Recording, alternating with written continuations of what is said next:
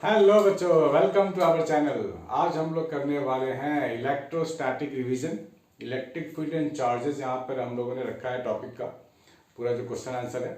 और क्योंकि बोर्ड अभी तो अब बिल्कुल आपके दरवाजे पे आ चुका है, पहुंच चुका है बोर्ड, और बोर्ड की दस्तक हो रही है। बेटे गेट खोलो, बोर्ड एग्जाम दे दो। तो इस दस्तक के दौरान हमारे को फटाफट तैयार करना है, अपना अपना जो टॉपिक्स है रिवाइज करना है अच्छे से, और ऐसा रिवाइज करना है कि बिल्कुल टू द पॉइंट रिवीजन हो। बिल्कुल भी टाइम खराब करने का टाइम नहीं है, और हमें स्कोर करने हैं फुल। तो बच्चों, हमें फुल स्कोर अगर करना है तो जान तो लगानी पड़ेगी।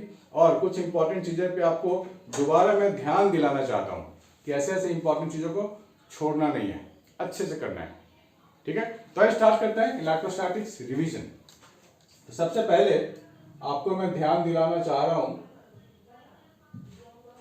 ये पहले आप क्वेश्चंस को देखो ध्यान से, केयरफुल देखो, होके देखो, बिल्कुल सावधानी से देखो। जैसा कि बोर्ड हम लोग दे रहे हैं, बिल्कुल सीरियस, सावधान। देखो, इस क्वेश्चन को देखने के बाद पहले आप लोग खुद से ट्राई करो इस क्वेश्चन को किया कैसे जाए। A particle whose mass 5 into 10 to the power -6 gram is held over a huge horizontal charge sheet with a density of this।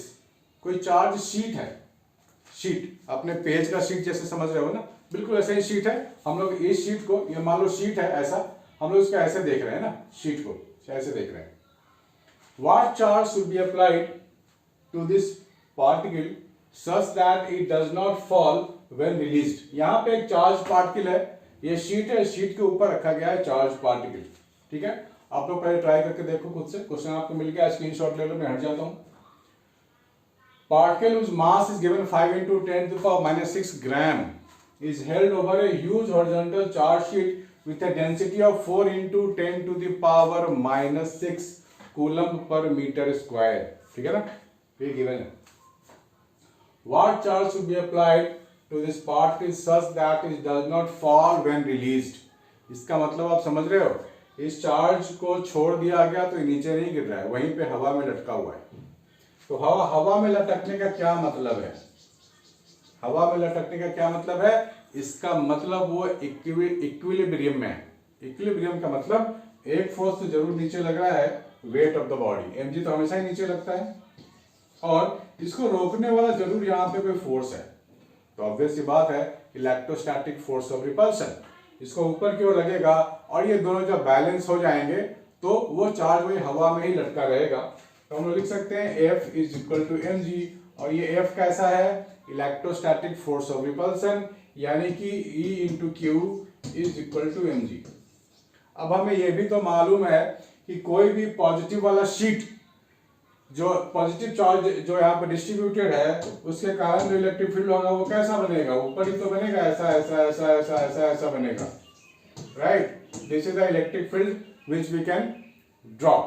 अब इसके लिए इलेक्ट्रिक फील्ड वाला फोर्स EQ तो ऊपर ही लगेगा और mg नीचे लगेगा, तभी हम लोगों ने लिखा है EQ is equal to mg। यहाँ पे क्लियर है। अब किसी भी शीट के कारण चार्ज का फॉर्मूला हम लोगों ने फॉर्मूला किया था, इफ यू रिमेंबर, याद है formula? Electric field sigma upon 2 epsilon not. किसी एक शीट के कारण जो इलेक्ट्रिक फील्ड होता है वो ये होता है, this is electric field into charge Q, this is equal to mg, ये होता है। ठीक है ना। What charge should be applied to this particle? Particle charge आपसे मांगा गया है बच्चों, और चार्ज अपॉन एरिया हमारे को गिवन है, यानी सिग्मा गिवन है। सिग्मा को ही तो बोलते हैं charge upon area. Surface charge density इसकी वैल्यू गिवन है 4 into 10 to the power -6। ठीक है, सिग्मा की वैल्यू गिवन है। तो सिग्मा की जगह क्या लिखेंगे हम लोग? 4 into 10 to the power -6। Charge Q किसकी है? पार्टिकल की चार्ज है, जो हमें नहीं पता, ये 2 है, एप्सिलॉन नॉट की वैल्यू हो जाएगी 8.85 into 10 to the power -12। Mass 5 into 10 to the power -9 kg। Mass should be in kg, ग्राम में दिया हुआ है, आपको kg में करना पड़ेगा, और एक्सेलरेशन ड्यू टू ग्रेविटी आप यहाँ 10 ले लो। ठीक है ना।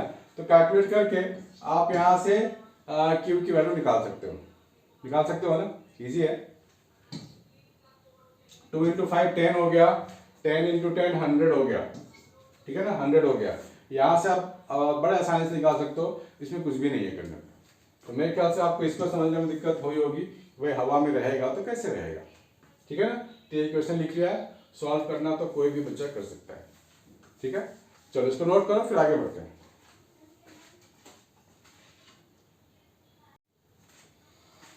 चलो होपफुली आप लोगों ने इसको नोट कर लिया होगा। थोड़ा सा आगे बढ़ते हैं और देखते हैं कैसे कैसे क्वेश्चंस और हैं। क्वेश्चन नंबर सेकंड है हमारा ये, क्वेश्चन 5 लिखा हुआ है 2 point charges plus Q minus 2q। ध्यान से देखना बच्चों, डायग्राम ध्यान से देख लो, पहले आपको दिख रहा होगा, क्वेश्चन भी आपको दिख रहा है। तो पहले आप कोशिश करो वीडियो को पॉज करके खुद से ट्राई करने का। एग्जाम टाइम है, होपफुली आपसे हो जाएगा तो आपको ज्यादा खुशी होगी ना, ये मैंने खुद से कर लिया। तो यहाँ पे ध्यान से देखो, 2 point charges plus q minus 2q are placed at the vertices b and c of an equilateral triangle ABC of side A as given in the figure.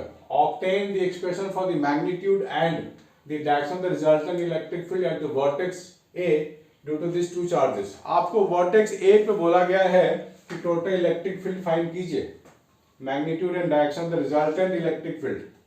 ठीक है ना, देखो यहाँ पे एक चार्ज है, इसके कारण कुछ इलेक्ट्रिक फील्ड होगा, और इलेक्ट्रिक फील्ड तो वेक्टर है, यानी कि मैग्नीट्यूड भी होगा, डायरेक्शन भी होगा। -2q के कारण भी ए पे होगा इलेक्ट्रिक फील्ड, उसका भी कुछ मैग्नीट्यूड होगा, कुछ डायरेक्शन होगा। तो आइए पहले ध्यान से देखते हैं कि डायरेक्शन दिखाते कैसे हैं। जब भी हम लोग वेक्टर्स को डील करेंगे तो सबसे पहले डायरेक्शन तो दिखाना है। ठीक है ना, तो ए के कारण, बी के कारण जो यहाँ पर होगा वो इधर होगा,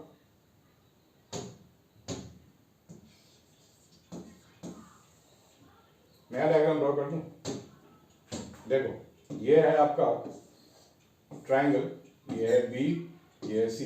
तो प्लस के कारण इलेक्ट्रिक फील्ड इधर हो जाएगा, electric field due to B. Plus के कारण इधर होगा, नेगेटिव के कारण किधर होगा, ऑब्वियस सी बात है इधर ही होगा, this electric field due to C. इन दोनों का जो रिजल्टेंट होगा वो इधर होगा, ई रिजल्टेंट। ठीक, ई बी इधर, ई सी इधर, दोनों का रिजल्टेंट बीच में चला जाएगा। ठीक है ना, बढ़िया। ये दिख रहा है आपको, मैंने जो ड्रॉ किया है नीचे है, थोड़ा दिख रहा है। Okay fine, now we can use the formula. Now we can use the formula. Electric field के डायरेक्शन तो दिखा दिया ना, मतलब कि वेक्टर वाला काम हो गया। अब ई बी हम लोग क्या लिखेंगे, के क्यू अपॉन डिस्टेंस का स्क्वायर, यही फॉर्मूला होता है। और ये डिस्टेंस है स्मॉल ए, चार्ज तो खैर क्यू है, इसको डी नहीं ए लिख लो, चलो a square, k Q upon a square हो गया। और EC electric field due to C K into 2Q upon a square. ठीक है ना, इक्विलैटरल ट्राइंगल है, 60 60, ये भी 60। तो ये एंगल कितना होगा, ये वाला एंगल कितना होगा, ये तो 60 है, ये तो 120 डिग्री हो गया, 120 डिग्री हो गया। तो रिजल्टेंट हम लोग क्या लिखेंगे, अंडर रूट EB का स्क्वायर प्लस EC का square plus 2 EB EC cos 120 degree. EB EC cos 120, cos 120 की वैल्यू आपको मालूम होनी चाहिए बच्चों, -1/2। नई तरीका पता है तो देख लो, 90 + 30 को आप निकाल सकते हो ना, cos है cos भी, माइनस साइन है साइन भी, तो ये -1/2 आएगा, तो आप डाल दो -1/2। ठीक है ना, कैलकुलेशन तो आप लोग कर ही लोगे, उसमें आप लोग माहिर हो, आई नो दैट। चलो फिर भी मैं करके बता देता हूँ। EB की वैल्यू है KQ/A²। क्या है, KQ/A², और ये क्या है 2KQ/A²। ठीक, अगर मान लो देखो KQ/A² थोड़ा बड़ा लगता है ना टर्म, इसको अगर मैं x ले लूं तो ये क्या हो जाएगा, 2x हो जाएगा। x EB के लिए मैं x ले रहा हूं तो EC क्या मिल जाएगा, 2x मिल जाएगा। तो आप यहाँ लिख लो x² प्लस 2x का whole square plus 2x into 2x -1/2, this one. ठीक है ना, ओके। ax² हो गया प्लस 4x² हो गया -2x² हो गया। ठीक है ना, और कोई गड़बड़ी, कोई गड़बड़ी नहीं। 4 और 5 2, ये हो जाएगा √3x², ये हो जाएगा x√3। ठीक है ना, ई रिजल्टेंट क्या है, x√3, और x क्या है, KQ/A², ये हो जाएगा KQ/A² √3। अब ये जो रिजल्टेंट है ना, ये जो रिजल्टेंट है ये हमने ऐसे दिखा रखा है, मतलब टुवर्ड्स राइट होगा टोटल मैग्नेटिक फील्ड, और डायरेक्शन बता दिया, मैग्नीट्यूड ये होगा k/a²√3, है ना, इजी, बहुत इजी है। क्वेश्चन नंबर 3 वाले में आ जाते हैं। डिफाइन इलेक्ट्रिक फ्लक्स, तो डिफाइन कर सकते हैं number of electric field lines passing through a close loop is called electric flux. Electric flux क्या होता है बच्चे? Electric field line passing through a close loop, ठीक है। फॉर्मूला भी हमारे को मालूम है, फ्लक्स का फॉर्मूला तो मालूम है, E vector dot area vector, E vector dot area vector, और जहां डॉट प्रोडक्ट लग गया वो स्केलर क्वांटिटी होता है। क्या होता है? स्केलर क्वांटिटी होता है, यानी कि ई ए कॉस फाई कॉस थीटा ऐसे लिख सकते हैं। डॉट प्रोडक्ट मतलब देखो इलेक्ट्रिक फील्ड क्या होता है? वेक्टर क्वांटिटी होता है, लेकिन इलेक्ट्रिक फ्लक्स स्केलर क्वांटिटी होता है। ऐसे भी क्वेश्चंस आपको पूछे जा सकते हैं एग्जाम में बच्चों, कंफ्यूज नहीं होना है। यहां बोला गया है कि electric field along x axis given है अल्फा एक्स, वाई और जेड की ओर इलेक्ट्रिक फील्ड नहीं है ना, यहाँ लिखा हुआ है ई एक्स और ई वाई। ध्यान से पढ़ने वाली चीज है। बहुत सारे बच्चे घबराहट में एग्जाम में क्वेश्चन ही ध्यान से नहीं पढ़ते हैं, डर जाते हैं, प्रेशर में आ जाते हैं, लेकिन कुछ नहीं बच्चों, प्रैक्टिस इसी को तो बोलते हैं। डेली घर में 3 घंटे पेपर के साथ बैठो, प्रैक्टिस करो, कॉन्सेंट्रेट करो, तो ये आदत अभी से अगर डालोगे तो पेपर होते होते आपको जम चुके होगे, आदत बन चुकी होगी, 3 घंटे भाई बैठना है। अल्फा की वैल्यू गिवन है 100 न्यूटन पर coulomb meter. Calculate the charge within the cube assuming a की वैल्यू गिवन है। क्वेश्चन को ध्यान से पढ़ो और खुद से ट्राई करने की कोशिश करो।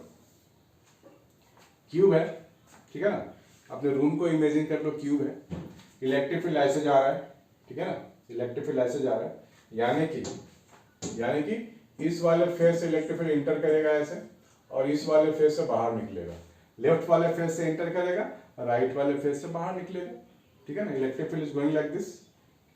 तो बाकी जो फेसेस है उसके लिए इलेक्ट्रिक फ्लक्स का कंट्रीब्यूशन 0 होगा। क्यों? क्योंकि थीटा तो 90 डिग्री है बाकी सरफेसेस के लिए, बाकी सरफेसेस के लिए थीटा 90 है। अगर हम छत की बात करें तो इसका एरिया वेक्टर आप ध्यान से देखो, ऊपर जा रहा है एरिया वेक्टर, और इलेक्ट्रिक फील्ड तो इधर है, तो 90 डिग्री हुआ ना। तो जहां पर भी 90 cos 90 0 होता है, यानी कि फ्लक्स विल बी 0। जहां पर भी एरिया और इलेक्ट्रिक फील्ड के बीच में 90 डिग्री है तो cos 90 लेनी पड़ेगी आपको, तो और cos 90 की वैल्यू होती है 0। सिमिलरली इसका एरिया वेक्टर डाउनवर्ड आएगा, ठीक है ना। अब ये बात पूछा डाउनवर्ड क्यों है? Area vector always take outward normal. कैसे लेते हैं एरिया वेक्टर? हमेशा आउटवर्ड नॉर्मल लेते हैं। यहां के लिए एरिया वेक्टर ऐसे लेंगे टुवर्ड्स राइट, इधर के लिए एरिया वेक्टर ऐसे लेंगे, ठीक है ना। ओके, तो समझने वाली बात यह है कि हमारे पास जो क्यूब है, तो लेफ्ट वाला सरफेस के लिए काम करो। पहले लेफ्ट वाला सरफेस में इलेक्ट्रिक फील्ड इधर, एरिया वेक्टर इधर, तो क्या लिखेंगे हम लोग? फ्लक्स, लेफ्ट वाला फ्लक्स ई ए cos 180 डिग्री, यही लिखेंगे ना, लेफ्ट वाला फ्लक्स। ये हो जाएगा माइनस ऑफ ई ए। क्या हो जाएगा? माइनस ऑफ ई ए। तो इलेक्ट्रिक फील्ड लेफ्ट वाला सरफेस पे क्या लिखेंगे हम लोग? अल्फा इंटू एक्स, माइनस क्या लिखेंगे? अल्फा इंटू एक्स, और एक्स की वैल्यू होगी 0.a, यहाँ ये वाला डिस्टेंस, एक्स तो वैरी कर रहा है। अगर आप ओरिजिन पे इलेक्ट्रिक फील्ड फाइंड करोगे एक्स की वैल्यू 0 लेनी पड़ेगी, लेकिन आपको इस सरफेस पे फाइंड करनी है तो ए की वैल्यू 0.1 लेनी पड़ेगी आपको, ठीक है। इनटू एरिया, एरिया हो जाएगा, देखो किसी भी क्यूब का जो फेस होता है वो तो स्क्वायर होता है ना, एरिया ले लेंगे ए स्क्वायर, यानी कि साइड का स्क्वायर, ये हो गया। अल्फा की वैल्यू गिवन है 100, अल्फा की वैल्यू गिवन है 100, हम लोग 100 डाल देते हैं ना यहाँ पे, चिंता की क्या बात है। अल्फा की वैल्यू 100, इसको कैलकुलेट कर लो तो कितना मिलेगा आपको? माइनस ये कट गया, ये कट गया, 0.1।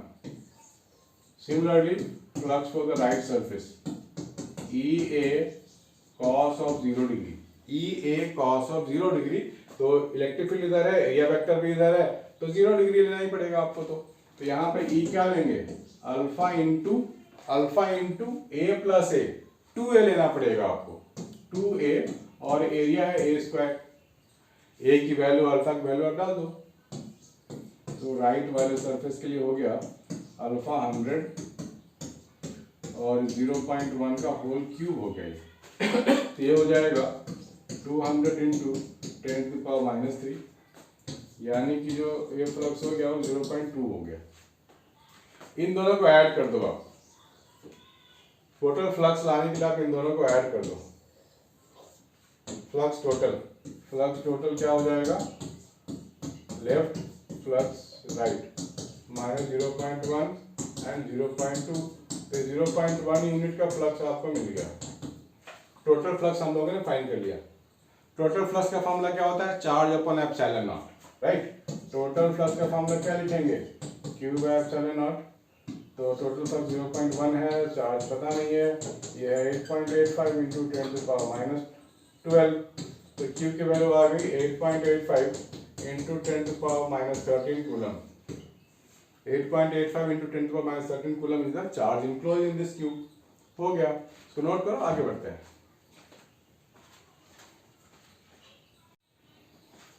चलो बच्चों आगे बढ़ते हैं। होपफुली आपको समझ में आ रहा होगा। नहीं समझ में आ रहा है तो यानी कि बहुत चिंता की बात है, दोबारा देखो तिबारा देखो, समझ में तो आएगा आएगा, इससे जी कुछ भी नहीं होता।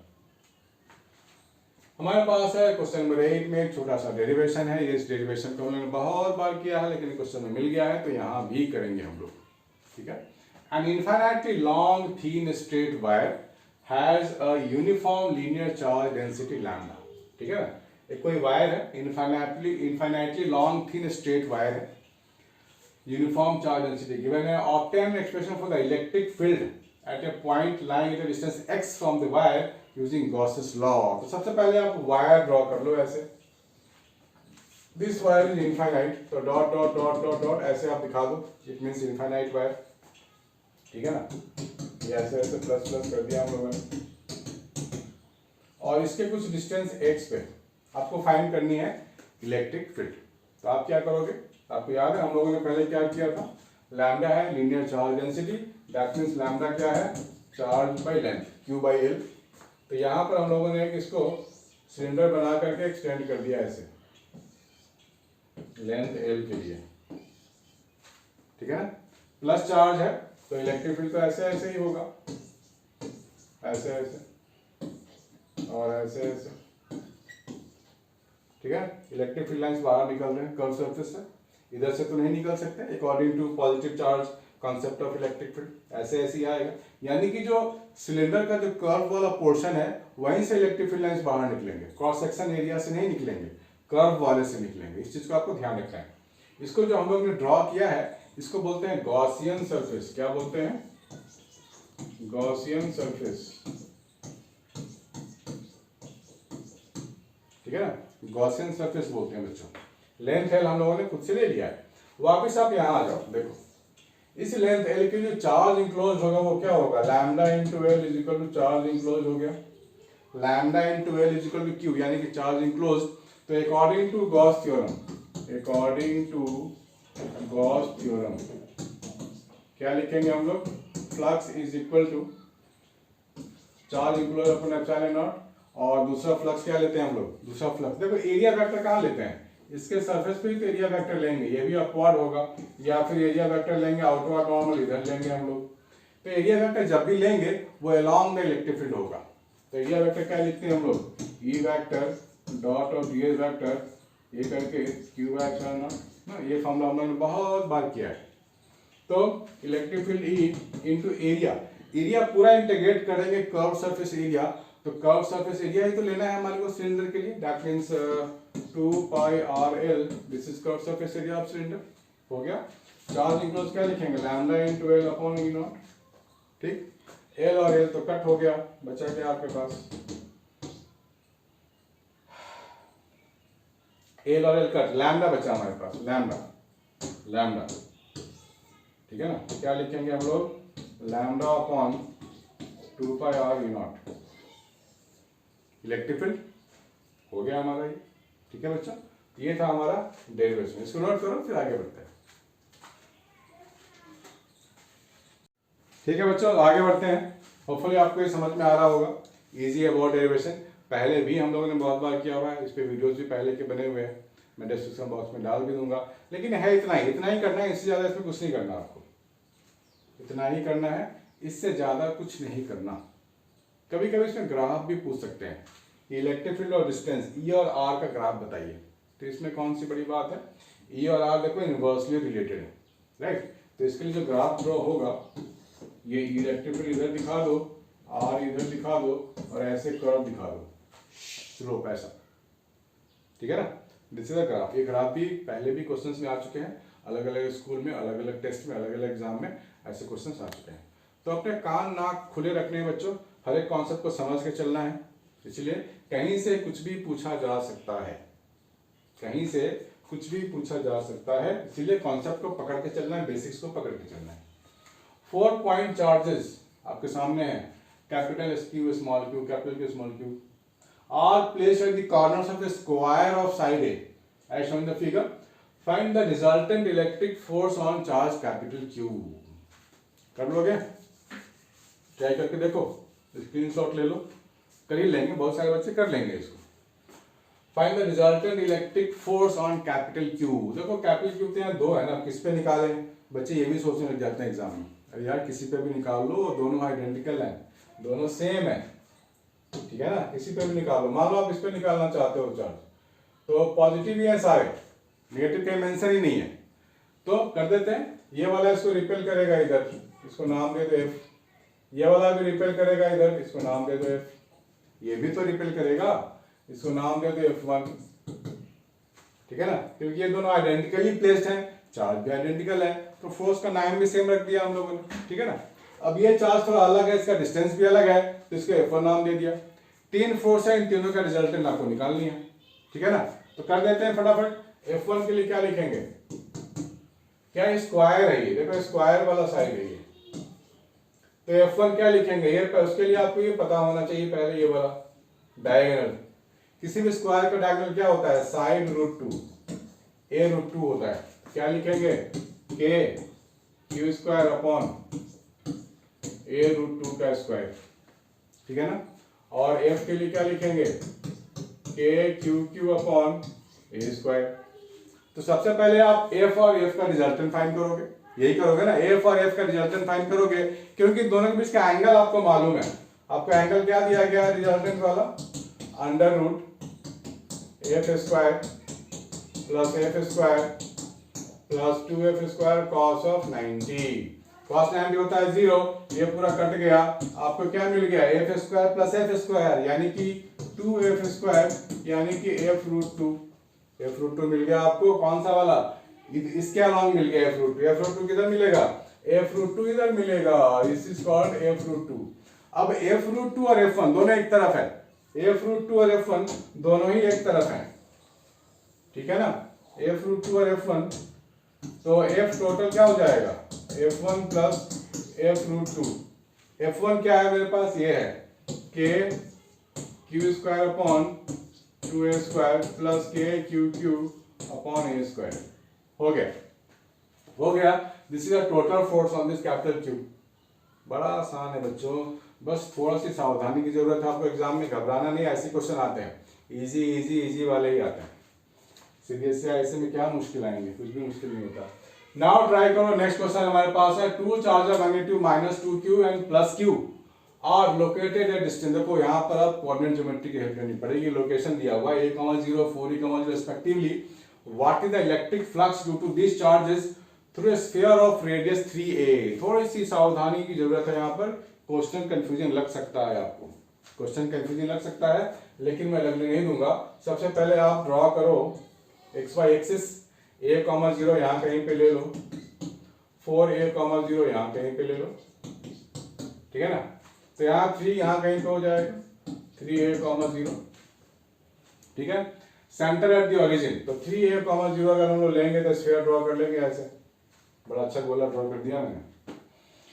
To charges of magnitude -2q and +q are located, यहाँ पर लोकेटेड क्या है -2q एंड 4a पे क्या है capital Q are located the respectively, यहाँ और यहाँ लोकेटेड है। What is the electric flux due to these charges through sphere of radius 3 है, रेडियस 3 है इलेक्ट्रिक फ्लक्स। तो इलेक्ट्रिक फ्लक्स में जब भी हम लोग काम करते हैं बच्चों, हमारे को फॉर्मूला मालूम है, flux is equal to q by epsilon naught. उसके अंदर जितना चार्ज इंक्लोज होगा वही लेंगे। इसके अंदर चार्ज तो -2 क्यू है, ये तो है नहीं, प्लस क्यू तो है नहीं, इसके तो कोई मतलब ही नहीं है, बाहर ही फेंक दो इसको। तो फ्लक्स क्या लिखेंगे हम लोग? फ्लक्स लिखेंगे -2q divide by epsilon not. This is a flux 1 mark में आपको मिलने वाला है ये क्वेश्चन। हो गया, हो गया, fantastic. Centre at the origin, ये स्फीयर मिल गया, इसके अंदर चार्ज -2q है, तो फ्लक्स ये लेंगे -2q बाय एप्सिलॉन नॉट। कुछ भी तो नहीं है बच्चों। नेक्स्ट है MCQ। Suppose a closed square loop whose area is this is placed in electric field this, area given, electric field given है, then what will be the electric flux? ठीक है, इलेक्ट्रिक फ्लक्स क्या हो? Scalar quantity है। Formula हमारे को मालूम है, फ्लक्स का फॉर्मूला क्या होता है? E vector dot area vector होता है, और E वेक्टर क्या होता है हमारे पास? 2i cap minus 4j cap dot product of area vector 5i cap minus of 6j cap, ये होता है। ठीक है ना, ये होता है फ्लक्स। डॉट प्रोडक्ट में क्या करते हैं हम लोग? सीधा सीधा बात है, 11th क्लास में पढ़ाई करी थी हम लोगों ने वेक्टर। जिन्होंने नहीं करी है ध्यान से देख लो बच्चों, जिनका मैथ्स में भी तो वेक्टर है ना, उनके लिए भी इंपॉर्टेंट है ये। डॉट में क्या करते हैं? आई से आई वाले को मल्टीप्लाई करते हैं, और आई खत्म, आई हो जाता है 1, तो 2 × 5 10 हो गया, -4 × -6 करेंगे तो हो जाएगा +24, यानी कि 34 यूनिट ऑफ फ्लक्स हो जाएगा। 34 VM, volt into metre, flux का यूनिट है। ठीक है ना, चलो ये आंसर मिल गया फटाफट हमारे पास। इसमें क्या था? कुछ भी नहीं था। क्वेश्चंस को पढ़ो पहले, खुद से पढ़ो और खुद से आंसर की कोशिश करो। When a ring is put in electric field and its plane is parallel to the field, कोई रिंग है, रिंग मेरे पास है, मैं दिखा देता हूँ। कोई रिंग है ऐसा, ring is put in electric field and its plane is parallel to the electric field. ठीक है, मान लो ये रिंग है और ऐसा इलेक्ट्रिक फील्ड है, पैरेलल है। ये रिंग है और ये इलेक्ट्रिक फील्ड, दोनों पैरेलल है ऐसा। Electric flux associated with the ring. देखो इलेक्ट्रिक फ्लक्स का फॉर्मूला, देखो जितने भी कॉन्सेप्चुअल क्वेश्चन बनते हैं ना, सबका फॉर्मूला से ही तो रिलेशन होता है। ये होता है इलेक्ट्रिक फ्लक्स। यहाँ पे क्या है? रिंग है और इलेक्ट्रिक फील्ड भी इसी के प्लेन में है, तो एरिया वेक्टर कैसा होगा? एरिया वेक्टर तो आउटवर्ड लेते हैं हम लोग, this is the area vector and this is the electric field, दोनों के बीच में 90 डिग्री है, तो cos 90 लेंगे तो फ्लक्स विल बी 0। तो आप नोट कर लो, जब भी जो सरफेस है, लूप का सरफेस और इलेक्ट्रिक फील्ड अगर पैरेलल हैं दोनों, तो total electric flux will be 0। क्या बोला मैंने? रिंग और इलेक्ट्रिक फील्ड अगर पैरेलल हैं तो total electric flux will be 0। ठीक है, ध्यान में रहेगा। ओके, नेक्स्ट है figure shows electric field lines in which an electric dipole is placed as shown. Electric dipole ऐसे प्लेस किया गया है, which of the following statement is correct. यहां ध्यान से देखो, गैपिंग, इलेक्ट्रिक फील्ड की गैपिंग, यहाँ कम है यहाँ ज्यादा है, इधर कम है इधर ज्यादा हो गया, ये इतना से लेके चल रहे हैं, यहाँ ज्यादा हो गया। इसका क्या मतलब है? यहाँ इलेक्ट्रिक फील्ड स्ट्रांग है, यहाँ इलेक्ट्रिक फील्ड वीक है। ठीक है ना, यहाँ इलेक्ट्रिक फील्ड स्ट्रांग है, इलेक्ट्रिक फील्ड वीक है। तो dipole will not experience any force, ये तो गलत है, डायपोल पे तो फोर्स लगेगा ही लगेगा। Dipole will experience a force towards the right, right की ओर लगेगा या नहीं लगेगा, ये हमें देखना है, अभी देखते हैं। Dipole will experience a force towards the left, dipole will experience a force towards upward. Upward का तो खैर सवाल ही नहीं है, ये खत्म हो गया, ये खत्म हो गया। अब लेफ्ट राइट की बात है, ध्यान से देखो, यहाँ का जो इलेक्ट्रिक फील्ड है बहुत स्ट्रांग है, इधर का इलेक्ट्रिक फील्ड वीक है। तो इलेक्ट्रिक फील्ड जो इधर जा रहा है ना, नेगेटिव चार्ज पर फोर्स लगाएगा अपनी तरफ, पॉजिटिव चार्ज पर फोर्स लगाएगा अपनी तरफ, लेकिन यहाँ का जो फोर्स है थोड़ा वीक होगा, यहाँ का फोर्स थोड़ा ज्यादा होगा, क्योंकि यहाँ की इलेक्ट्रिक फील्ड डेंसिटी ज्यादा है, लाइंस की स्पेसिंग कम है, इलेक्ट्रिक फील्ड स्ट्रांग है, तो फोर्स पीछे की ओर लगेगा। The dipole will experience a force towards the left side, ये होगा आपका बेस्ट आंसर। ठीक है ना बच्चों, बेस्ट आंसर ये होगा। आगे बढ़ते हैं।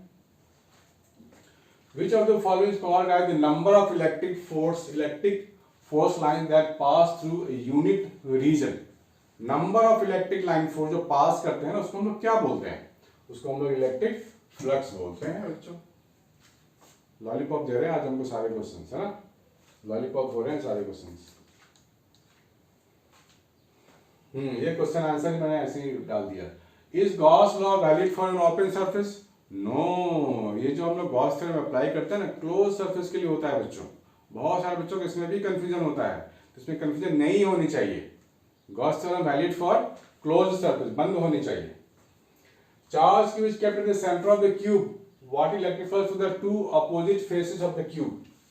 देखो क्यूब की बात करेंगे, अपने रूम को क्यूब मान लो, 6 फेसेस है। फ्लक्स क्या होगा? फ्लक्स क्या होता है? Q by epsilon not. ये तो पूरे 6 फेसेस के लिए हो गया, तो 2 फेसेस के लिए क्या होगा? ये 6 फेसेस के लिए है, 6 फेसेस के लिए है ये, तो सिंगल फेस के लिए क्या होगा? सिंगल फेस के लिए डिवाइड बाय 6, एक फेस के लिए हो गया। 2 फेस के लिए क्या होगा? इंटू 2 कर देंगे भाई, एक फेस के लिए आ गया ना, 2 फेस के लिए इंटू 2, तो क्यू बाई 3 एप्सिलॉन नॉट, ठीक है ना, क्यू बाई 3, यहाँ क्यू होगा, Q by 3 epsilon not. Is electric flux scalar और वेक्टर क्वांटिटी? इलेक्ट्रिक फ्लक्स तो भैया स्केलर है ना, डॉट प्रोडक्ट है, कॉस थीटा स्केलर है, ठीक है बच्चों। तो आज के लिए ये खत्म होता है हमारा रिवीजन का सेक्शन। अगर आपको अभी भी कोई डाउट है तो मुझे कमेंट कर सकते हैं, व्हाट्सअप कर सकते हैं, कॉल कर सकते हैं। तो बच्चों अगर आपको पसंद आया हो तो लाइक कमेंट शेयर जरूर करना, अपने दोस्तों को भी बताना, ताकि उनका भी कुछ भला हो जाए, कुछ कॉन्सेप्ट क्लियर हो जाए। बाय बच्चों, टेक केयर, मिलते हैं नेक्स्ट वीडियो में, सी यू।